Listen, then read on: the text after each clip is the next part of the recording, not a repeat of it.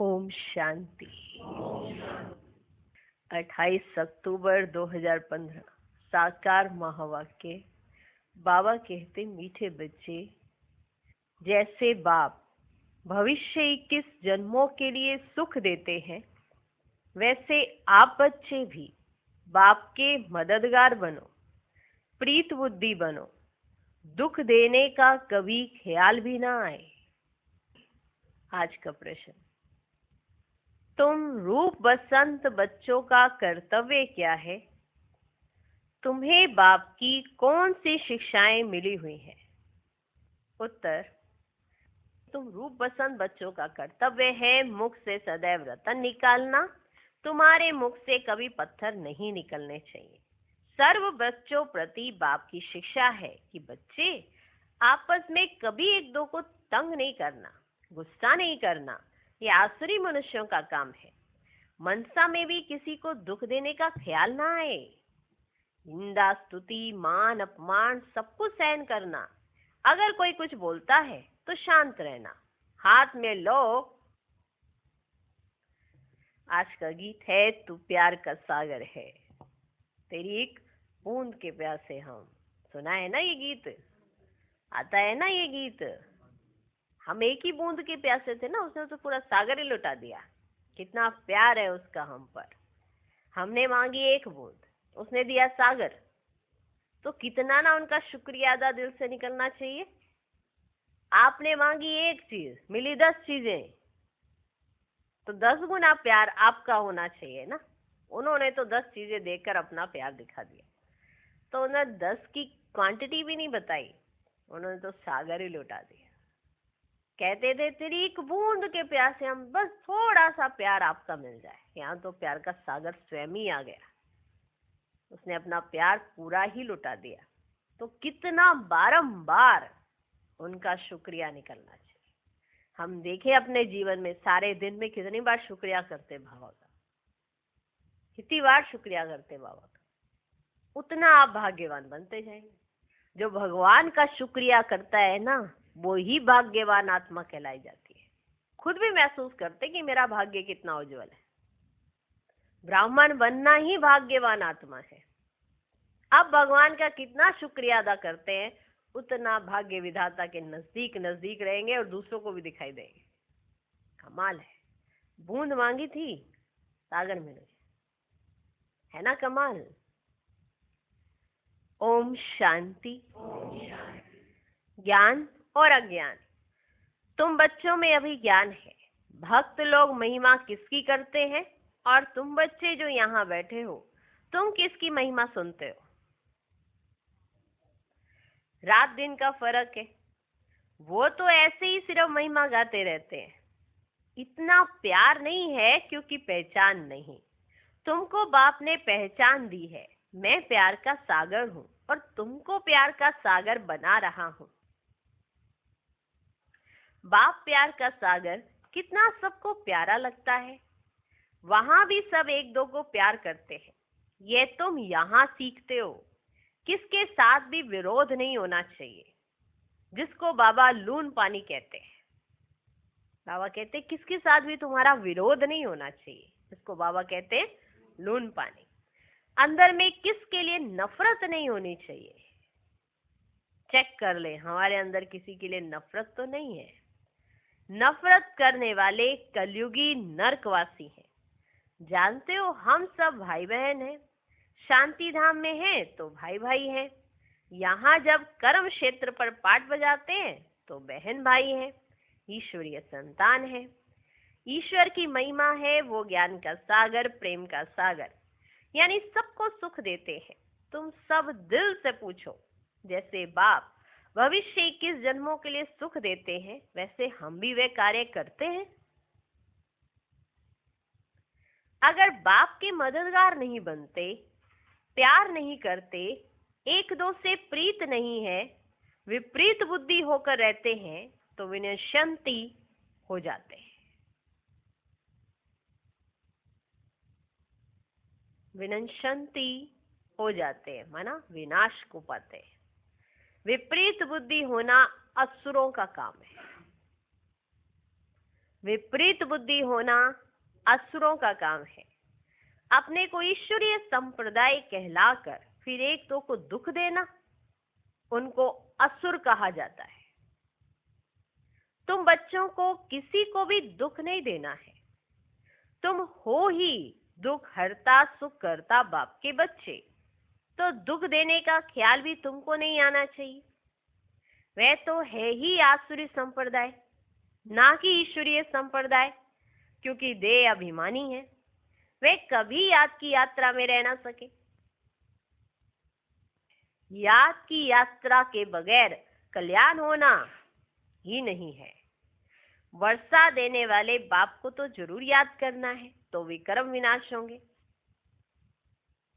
आधा कल्प तो एक दो को दुख देते आए हो, एक दो में लड़ते तंग करते रहते हैं। वे आसुरी संप्रदाय में गिने जाते हैं। भल पुरुषार्थी हैं तो भी कब तक दुख देते रहेंगे। इसलिए बाबा कहते अपना चार्ट रखो। कहते हैं ना बाबा हम तो अभी पुरुषार्थी हैं, इसलिए हो जाता बीच बीच में। तो बाबा कहते भल पुरुषार्थी हैं तो भी कब तक दुख देते रहेंगे। इसलिए बाबा कहते अपना चार्ट रखो। चार्ट रखने से मालूम पड़ेगा हमारा रजिस्टर सुधरता जाता है या वही आसुरी चलन है। बाबा सदैव कहते हैं कभी किसको दुख ना दो। निंदा स्तुति मान अपमान ठंडी गर्मी सब सहन करना है। कोई ने कुछ कहा तो शांत रहना चाहिए। ऐसे नहीं कि उनके लिए दो वचन और कह देना है। कोई किसको दुख देते हैं तो उनको बाप समझाएंगे ना। बच्चे बच्चे को कह नहीं सकते। अपने हाथ में लॉ नहीं लेना है। कुछ भी बात है तो बाप के पास आना है। कोई भी बात है तो डायरेक्ट बाप के पास आना है। गवर्नमेंट में भी कायदा है, कोई एक दो को गुस्सा नहीं मार सकते। गवर्नमेंट में भी कायदा है ना, कोई एक दो को गुस्सा नहीं मार सकते, कंप्लेन कर सकते। लॉ उठाना गवर्नमेंट का काम है। तुम भी गवर्नमेंट के पास आओ,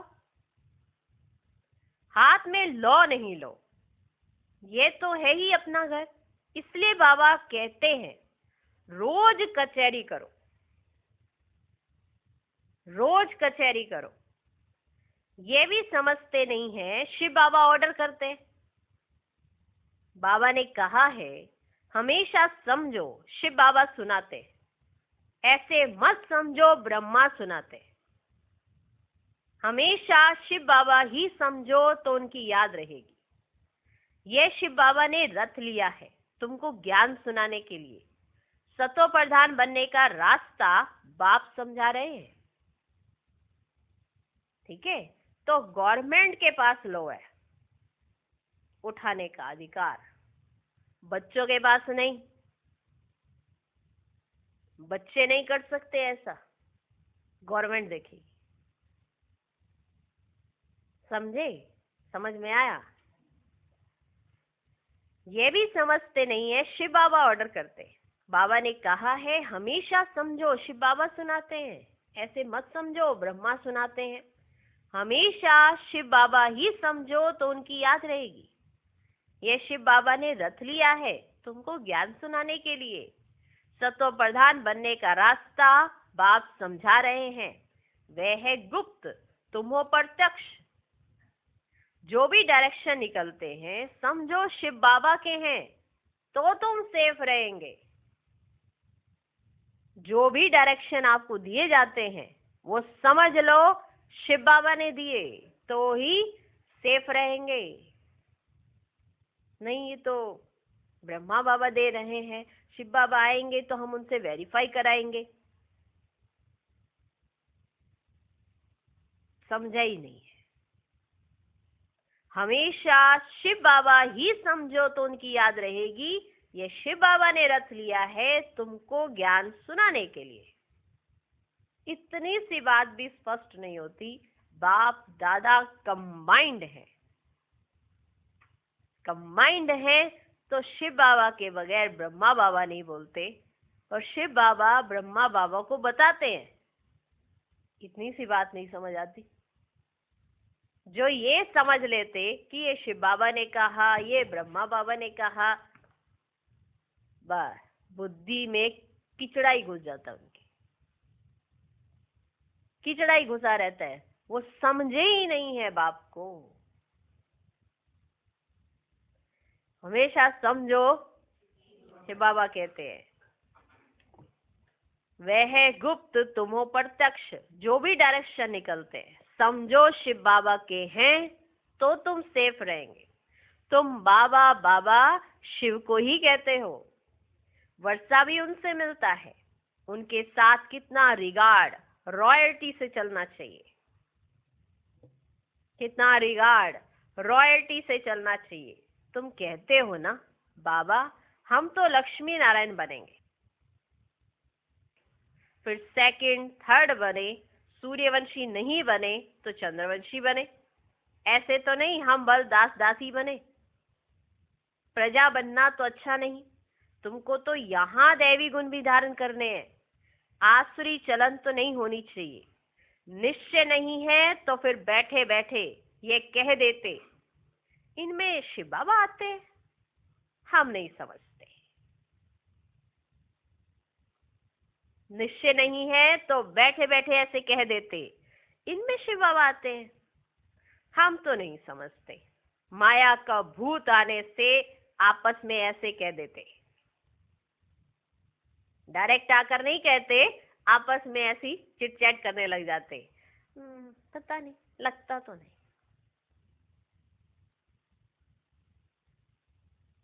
निश्चय नहीं है तो फिर ऐसे कहते, और माया का भूत आ गया तो आपस में ऐसे कह देते। आपस में आसुरी स्वभाव वाले मिलते हैं तो फिर ऐसे बोलने लग पड़ते हैं। आसुरी बातें ही मुख से निकलती हैं। बाप कहते हैं तुम आत्मा रूप बसंत बनते हो, तुम्हारे मुख से रतन ही निकलने चाहिए। अगर पत्थर निकलते हैं तो वो या आसुरी बुद्धि ठहरे। गीत भी बच्चों ने सुना। बच्चे कहते हैं बाबा प्यार का सागर, सुख का सागर है, शिव बाबा की ही महिमा है।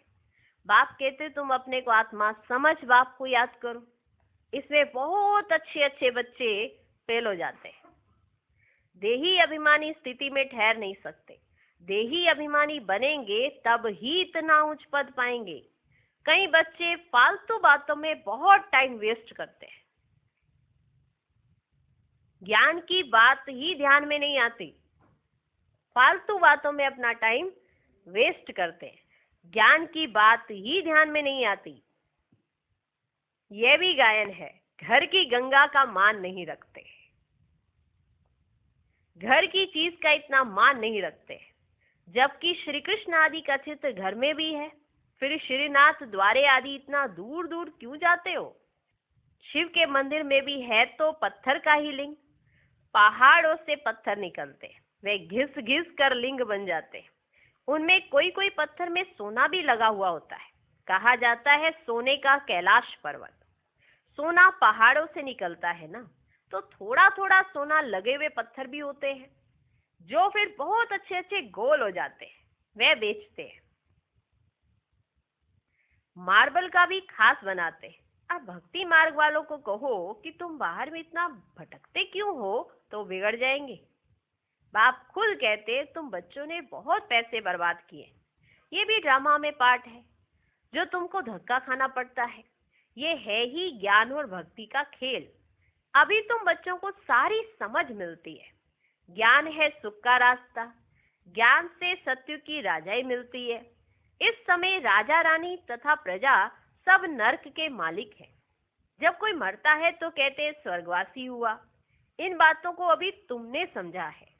अभी तुम कहते हो हम स्वर्गवासी बनने के लिए स्वर्ग की स्थापना करने वाले बाप के पास बैठे हैं।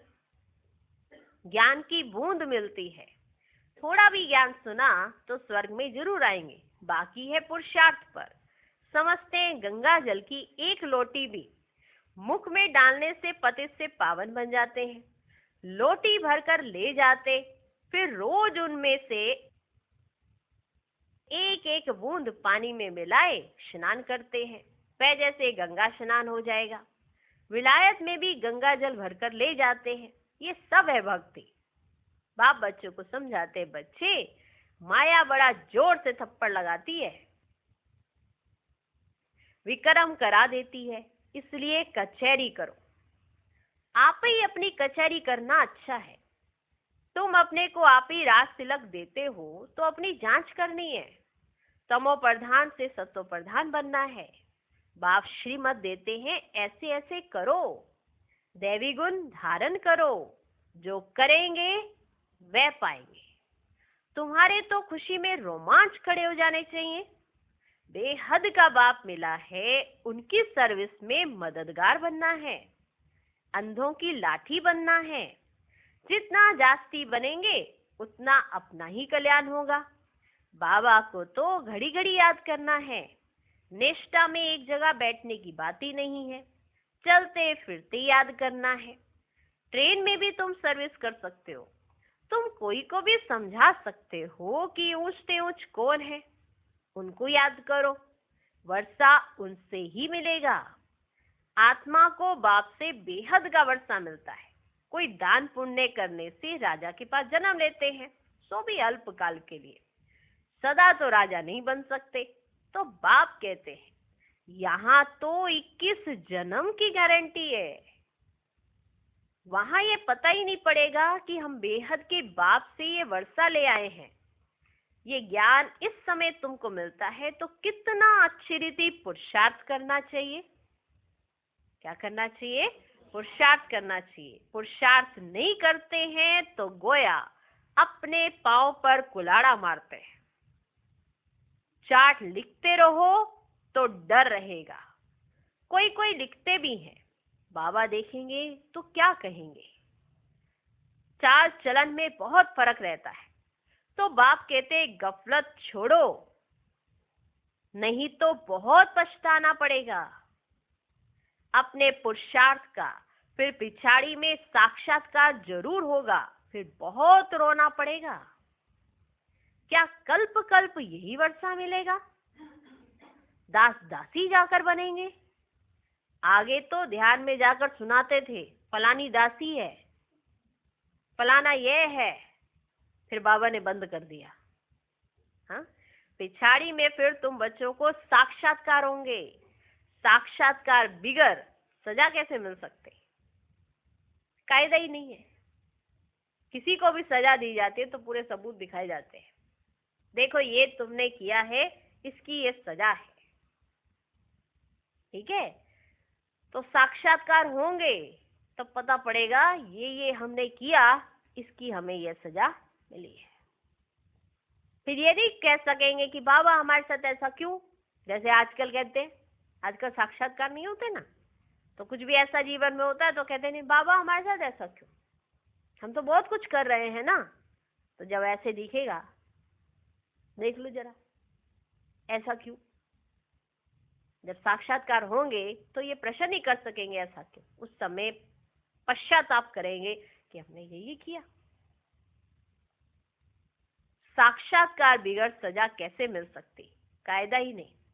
बच्चों को युक्तियां भी बहुत समझाई जाती हैं। तुम अपने पति को बोलो, बाबा कहते बच्चे का महाशत्रु है, इन पर जीत पहनो, माया जीते जगत जीत बनो। अब हम स्वर्ग के मालिक बने या तुम्हारे कारण अपवित्र बन नरक में जाएं?